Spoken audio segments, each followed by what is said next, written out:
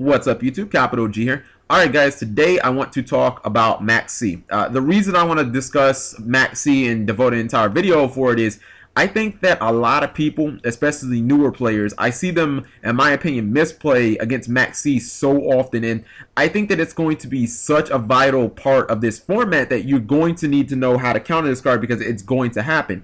Not to mention, as opposed to Valor, and why I think that Max C is really in a class of its own, when Max C is used against you, you can win or lose games depending on, your thought process and the actions that you take in response to that Max C.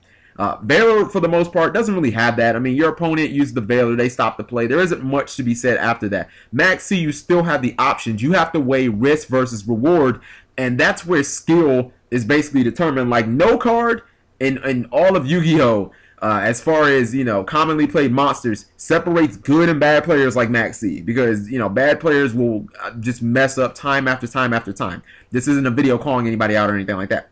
Now, I watched Jarrell Winston's video where he was playing against his friend, and his friend activated Instant Fusion, and Jarrell chained Max C, and his friend just kept, he used Teleport after that, and then made Burrito, and he just kept mass summoning, and I was like, okay, where's he going with this? Hopefully he's going for game.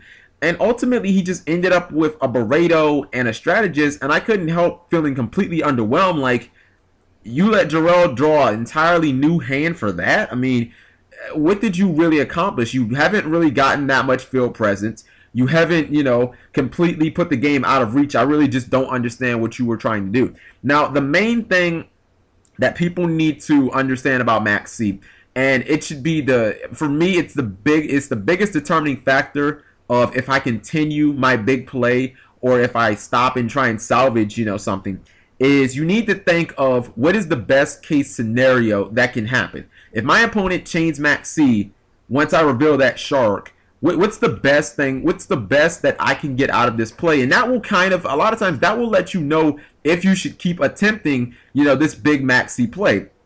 Now, if these plays are pretty obvious in my opinion. Like, if your best case scenario is something like Laval's, where you put a Quasar on the field and it can attack twice, or windups where, again, Tour Guide Shark is an OTK, or Magician Shark is an OTK, or Insectors where it's Excalibur, Hornet, Dragonfly is an OTK. If your best case scenario is ending the game, generally that's going to weigh a lot with me, because then card advantage doesn't matter. It doesn't matter if you have 50 cards in your hand. If I win the game, I win the game. And, damage or advantage becomes irrelevant. I especially like Laval's in that case because they can negate the Gores, and Gores is obviously a counter card.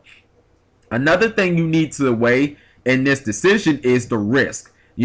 What is the likelihood of me getting this? If you decide, you're going to attempt this, big push where, again, I think that the only time I'm really going to try for this push is for an OTK. You need to weigh the risk and think, what is the likelihood of me getting this OTK? Can my opponent draw an Effect Veiler that completely stops my OTK? Can my opponent draw a Gores?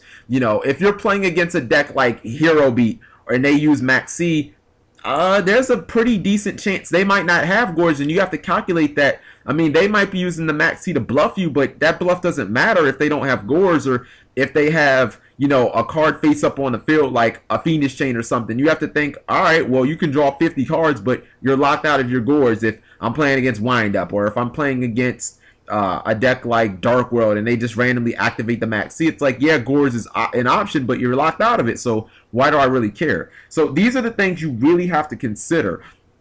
Another thing is salvaging your plays. A prime example, if you play, if you're going for the Magician Shark play and your opponent does use that Max C, chances you want to recuperate. You don't want to completely go neg. You don't want to overextend if you feel like, their risks are too high. So a lot of times it's best to try and go into Exceeds that protect themselves. Try and make cards that protect themselves, like Stardust, or, if possible, Maestro, because at least those cards can recuperate some of the advantage that you lost. There was a reason why when I used to play Dino Rabbit for the couple of regionals, I always felt that if my opponent Max-C'd me, I was in a good position, because I always felt like my Logia was going to get me the +1 that you earned off of Max-C. My Logia was going to get me that +1 back if it negated something. So I felt like, all right, well, worst case scenario, I get my the +1 that you got, I get my +1 off Lagia, but you still have to deal with a 2400 beat or so.